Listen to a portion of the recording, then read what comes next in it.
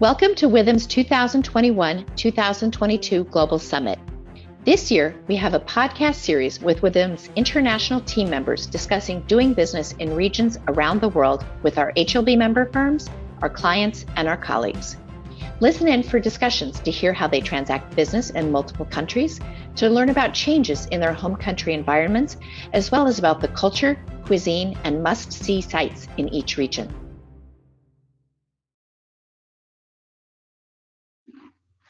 Welcome to Withum's 2021-2022 Global Summit podcast series. Today we're speaking with Robert Mullins, a partner of Roha and CEO of Raxio Group, and Songkwe, who is the Associate Director of Tax Services at HLB Zambia. Robert, you want to tell us a little bit about yourself? Yeah, sure. Thank you, Kimberly. Pleasure to be here to join your annual event. As Kimberly introduced, I wear a couple of hats. On one hand, I'm a partner in an investment firm called Roha. We invest exclusively in Africa, looking for opportunities across different sectors on the continent, and really looking for kind of pockets of value and opportunity where we see big gaps between supply and demand. One of those investments or one of those opportunities we identified back in 2018 was the lack of data center infrastructure. So it's we see it as a critical part of digital infrastructure that is largely missing across the continent, especially when you compare it to more mature markets and how digital infrastructure has developed in those. And I have essentially been the lead partner from Roha in leading that opportunity.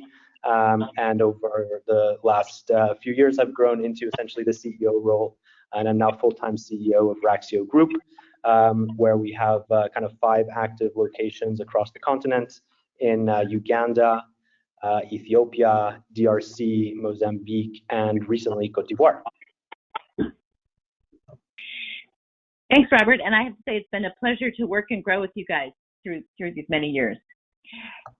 Songkwe, can you tell us a little bit about your role at HLB Zambia and about HLB Zambia in general? Okay. As you had said earlier, I'm the Associate Director for Tax Services at HLB Zambia. Generally, HLB Zambia is an international firm of global tax accounting firms and tax advisors. So we provide like accounting services, auditing, taxation, and assurance services.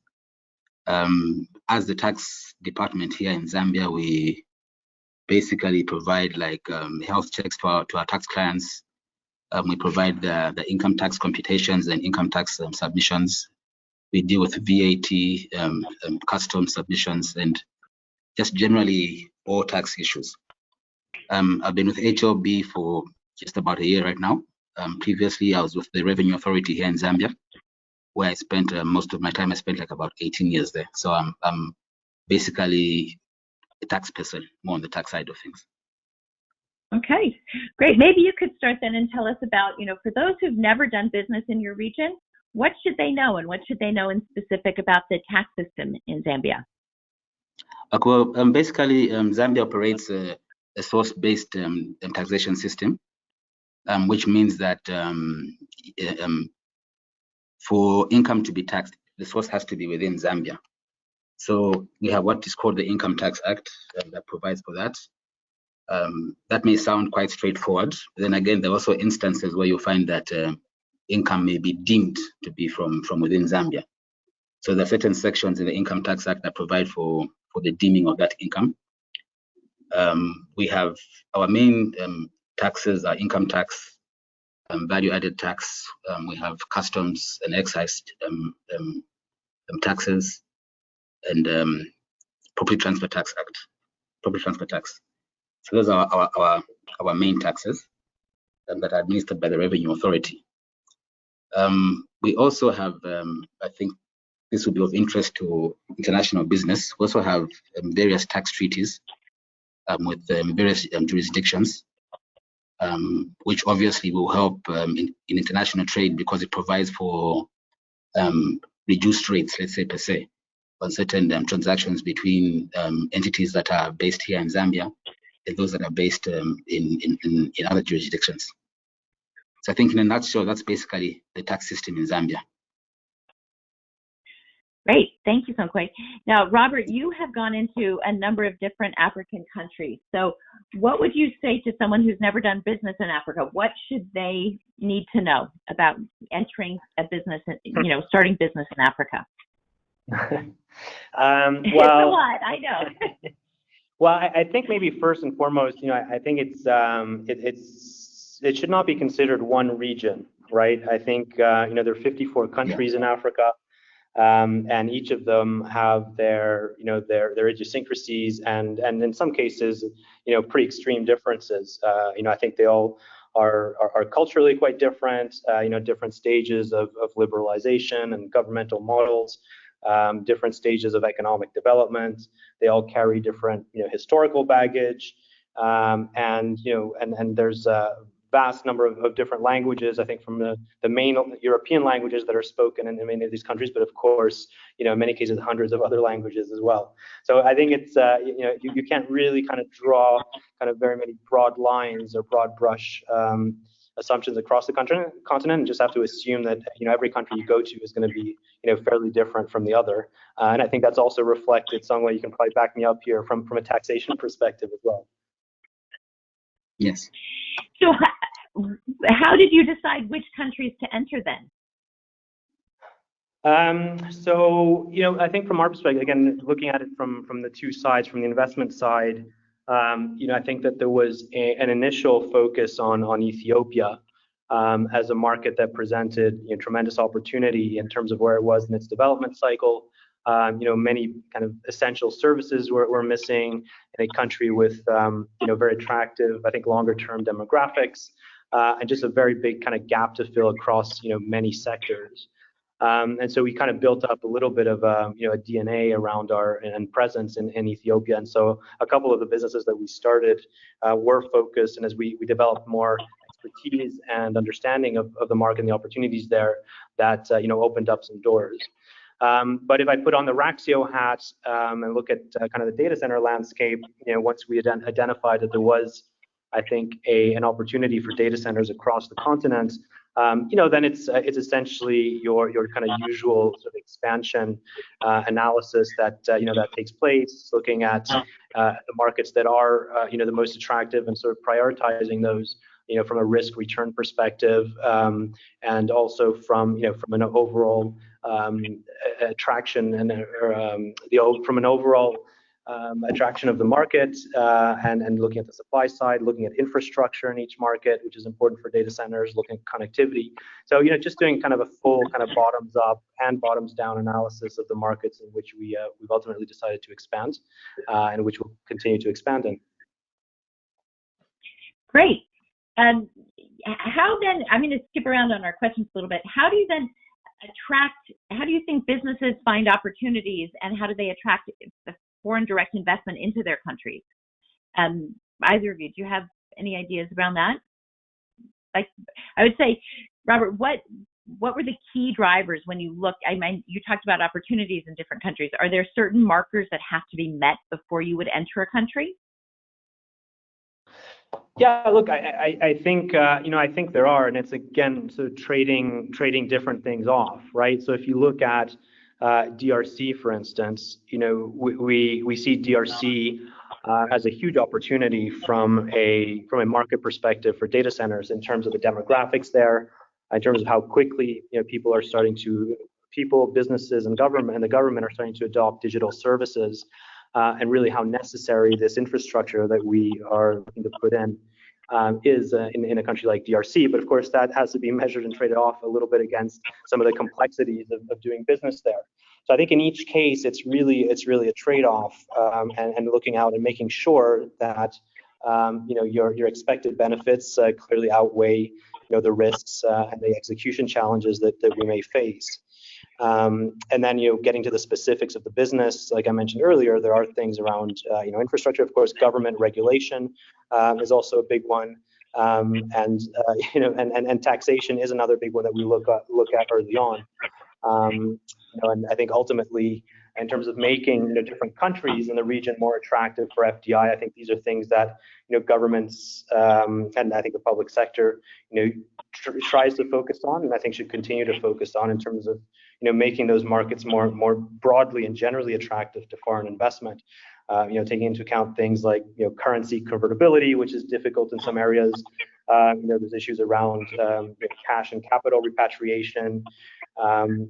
We always look at potential for tax incentives because we have highly capital intensive businesses. So if we're able to find tax incentives in terms of custom duties and things like that to bring in our equipment, and ultimately just finding a balance where investors can over their investment horizon have some clarity on that risk reward balance. Great. Songkhoi, when you were working with local businesses in Zambia, what are some of the issues that they face, or what are some of the recent changes you've seen in doing business in Zambia? Okay, I think one that's I think really like a global issue is COVID-19 pandemic.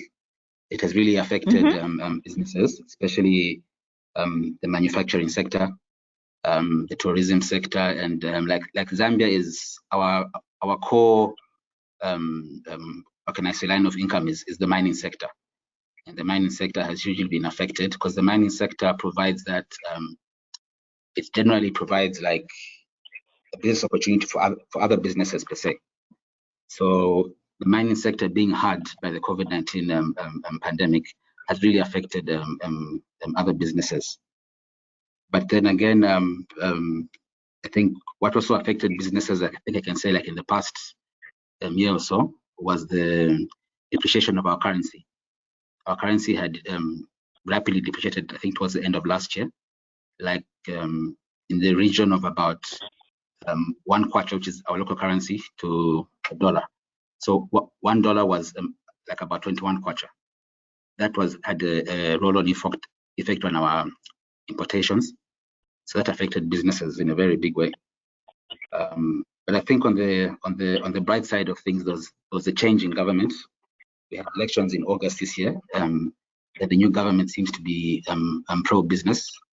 They previously rolled out their budget, which has provided for a number of exemptions for both local businesses and those international attending business sectors.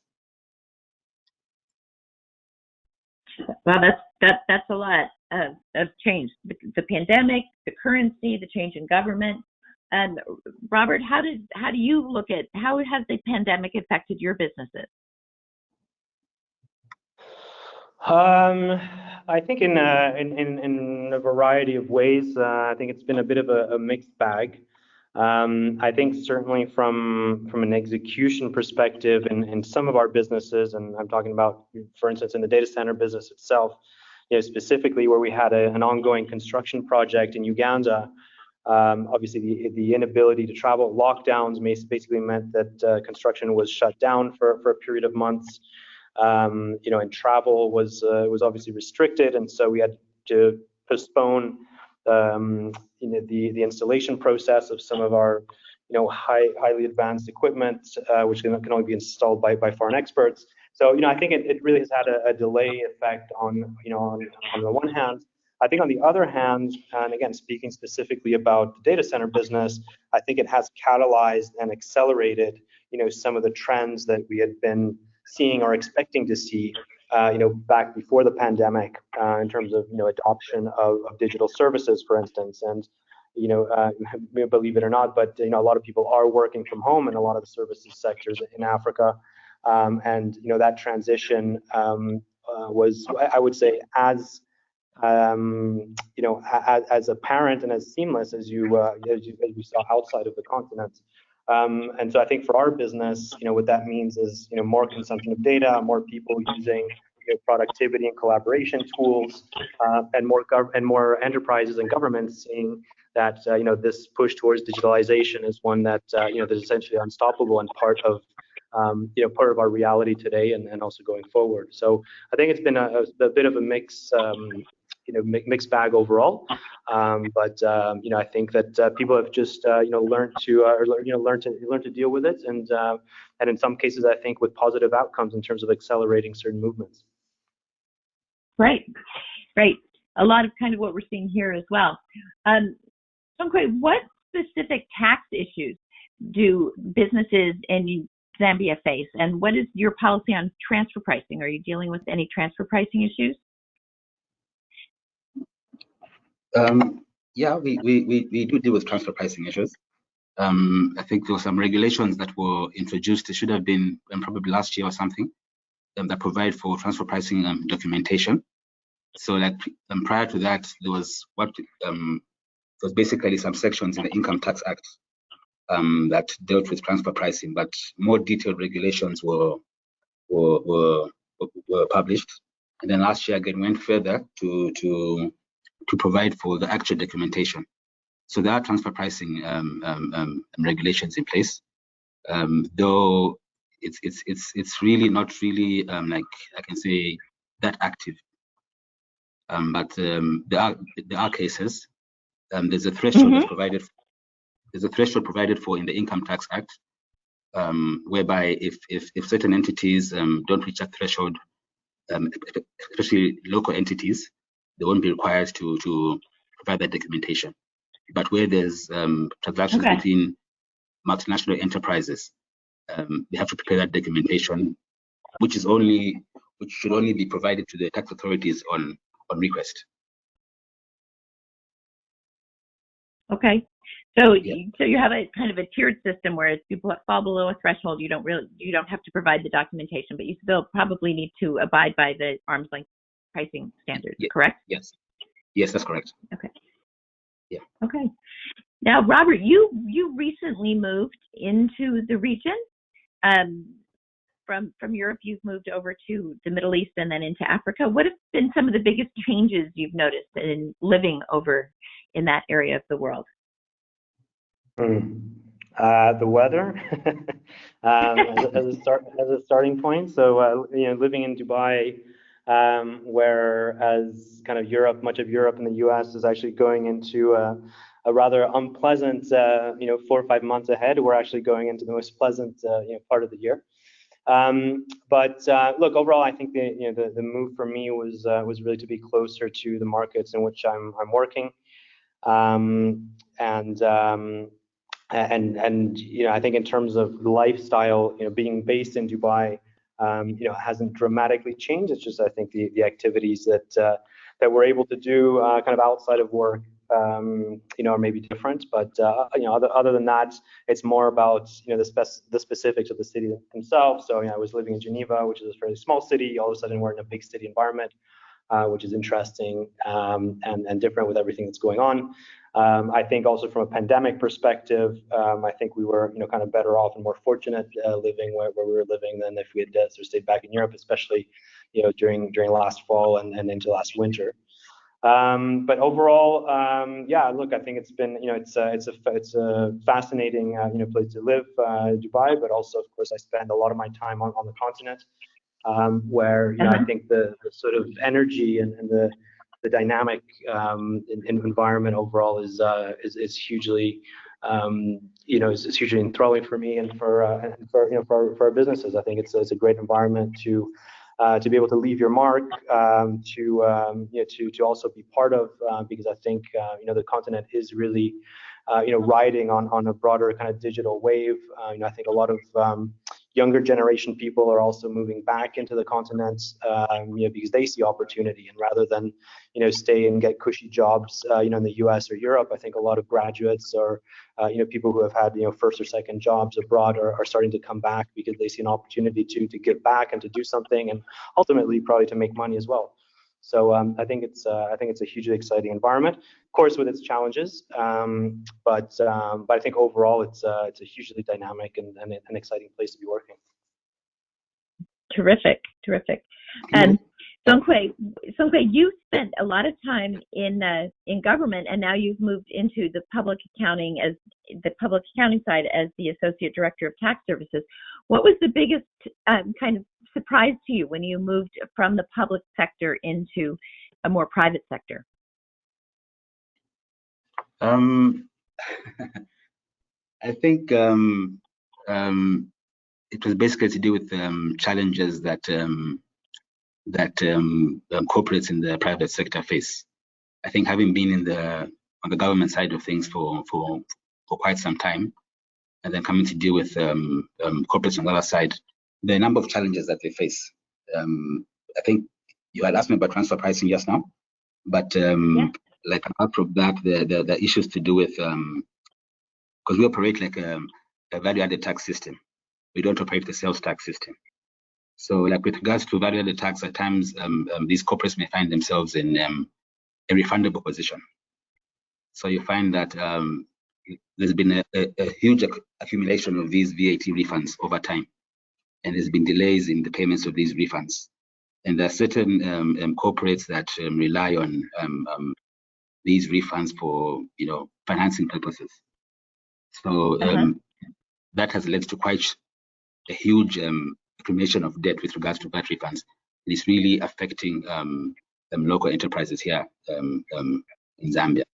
So being on the other side, like with the government side of things, you wouldn't really know how it's affecting them until you're back on this private side of things. And also, basically, I think I've discovered that there are a number of like gray areas in local legislation, local tax legislation, which has led to quite a number of tax disputes. You find that, as I mentioned, there are various taxing acts.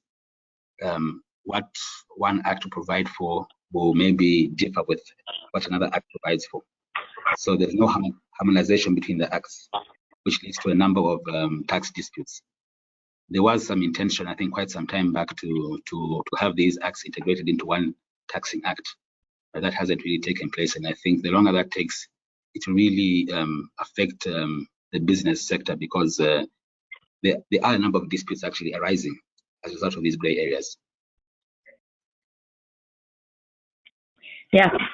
So that becomes the art of taxes rather than just the simple science of taxes. It is looking at gray areas and interpreting them. And the past, almost 24 months has been a very different time for all of us around the world. Coming out of the pandemic, let's hope, where do you see your business going in the next 5 years, Robert? Well, I mean, I think just picking up a little bit on what I mentioned earlier, I think that looking at it from a Raxio, data center perspective, I think that a lot of what we expected to happen at some time over, the kind of 5-6 year horizon has actually happened much more quickly. So I think that we don't see any sort of particular fundamental change other than things are just happening, for us more quickly than we had anticipated. And I think the pandemic has had a role to play there. Like I said, in terms of catalyzing, some of the data consumption, the need and availability of, of services and content closer to users. So I think all those trends are simply moving faster than we anticipated. So I think it's, in a way, like I said, it's been a bit mixed bag in terms of, the short term, but I think in the kind of medium to longer term, things have, are in a sense playing into our hands, I think, in a good way.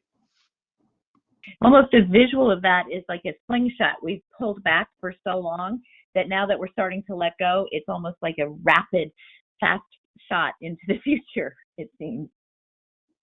I think so, and I think a lot of the work that we were able to do during the pandemic while travel was restricted was to do a lot of analysis on some of these new markets, and so we had basically teed them up so that when we were released, as you rightly mentioned, we could go into these markets and finalize some of our analysis, and that's why we've been able to actually announce and move forward quickly in terms of some of our new market entries.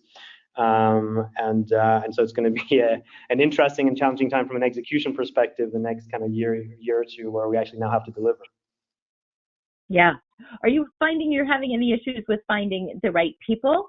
I know in the U.S. we constantly talk about talent wars and finding the right people to do the job. What are the personnel issues you're facing? Well, it's a timely question, because I feel most of what I'm doing right now is recruitment. But I think that's kind of part and parcel of just being part of a fast-growing business, right? Where we had, one location essentially in Uganda, a year ago, and actually we're all together for the first time ever as a team in Nairobi for this week. And one of the things that we've added basically 100%, doubled our personnel in the last year, and we expect to triple that over the next year, right? So things are moving quickly, and for us it's a kind of combination of more senior talented group level to help steer this growth and make sure that we have the right pieces in place. But also kind of the right talent in each country. And what we definitely tried to do, and I think has worked very well for us in Uganda, and I don't see why it wouldn't in other locations, is to really staff the local opcos, local operating companies with local staff, who really know the kind of idiosyncrasies and how to do business, have the right connections, contacts, networks within these markets. And what we found in Uganda is, for the most part, the kind of technical talent that we're looking for, is available in these markets. Maybe they require training and some upskilling, but overall, we're very happy with I think the level of talent that we've been finding. Right. Good. Songwe, are you having the same personnel issues that the rest of the world is having as in Zambia? Are you finding the right professionals for your firm? Yes, for our firm we are. I think that's quite a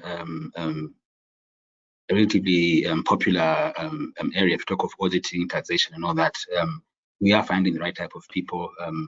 At times, labor turnover may be quite high, but the people are always there. I think with regards to maybe general business, they might find certain challenges. I think generally Zambia is an importer of skill, basically. So maybe in certain areas, skill may be lacking. So there might be need for capacity building in that area. But with regards to our area, where we're doing fine. Good. Now that we're starting to open up, what is something that a tourist, someone visiting your region, must go and see? What sites should we go see, Songwe, in Zambia? Well, there are a number of areas. We have what is called the Victoria Falls in Livingstone. It's one of the 7 wonders of the world. It's on the border with Zambia and Zimbabwe. That's a great marvel. I would really encourage people to go and see that. I think we have like over 20 national game parks and game reserves. They're quite vast. That would be another spectacle for people to see. There's a lot of wildlife there. We also have the Kariba River, the Kariba Dam, which is I think it should be the largest man-made lake in the world, if I'm not mistaken. That's also in our southern province. So there are a number of places to visit in Zambia. There are a number of heritage sites too. Yeah. Yeah, I can't wait to get to Victoria Falls. That sounds amazing.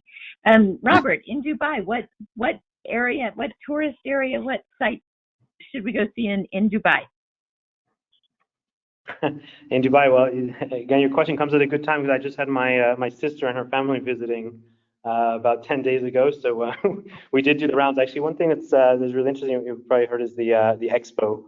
The World International Fair, which was actually meant to be in 2020 and was postponed for a year because of the pandemic, which I think is it's fantastic. It's on until end of March, beginning of April of next year. And basically what it is kind of a giant museum spread over many acres, with every country essentially having a pavilion where they show off their culture, their history, their economy today. It's very interesting.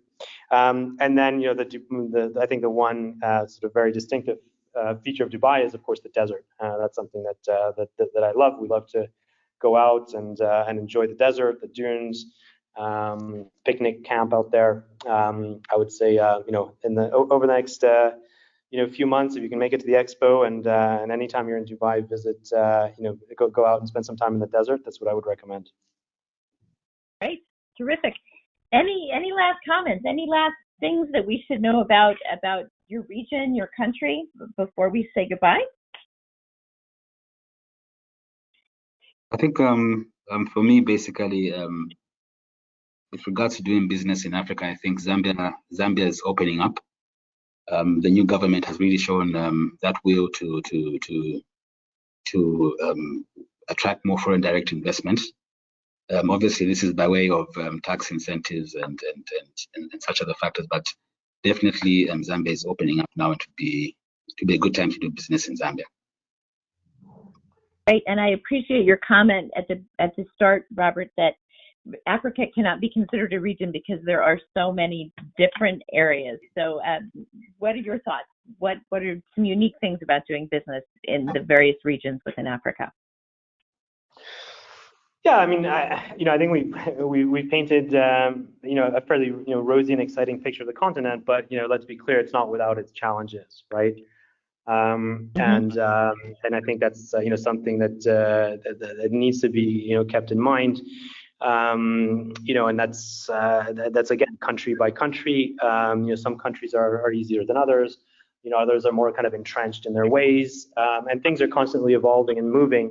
Sometimes in a positive direction, sometimes in a negative direction. And I think it's not lost on anyone, with some of the difficulties that Ethiopia is facing right now at the moment, and that's right. And the impact that has. And these are all fairly young nations, from a sort of self-government and independence perspective, and sort of by extension, that means that things are at times a little bit volatile, and rules are sometimes subject to change when we least expect them. So the region comes with huge excitement and opportunity, and some ways said, I think many countries are conscious of the opportunity that direct investment presents, and opening for business, and doing putting a lot of effort into making them kind of more business friendly climates. But at the same time, there are other countries that that are more entrenched, like I said, in their ways, and where doing business is much more difficult. And even from bring it back to your favorite subject from a tax perspective, these are things that you always have to understand well. And even if you do understand well, sometimes those rules are also subject to change. There are times where, for example, you get tax exemptions, right at the beginning of a project, and then how those are actually applied is different from what you had understood at the beginning, right? So look, it's it's a colorful and exciting place, but of course it has its risks. I think our approach is to try to control the things we can control, and try to the things that we cannot control, try to de-risk as much as possible. Right, very, very good advice. I'd like to thank you both. Thanks, Sonkwe, who is the Associate Director of Tax Services at HLB Zambia. And thank you, Robert, who is the CEO of Raxio and a partner at Roha. I'm Kimberly Phelan, the Practice Leader of International at Withum Smith & Brown, and this has been Doing Business in Africa, part of our 2021-2022 Global Summit podcast series. Thank you both. Thank you for joining us today. I hope you enjoyed your virtual trip to another region as much as I did.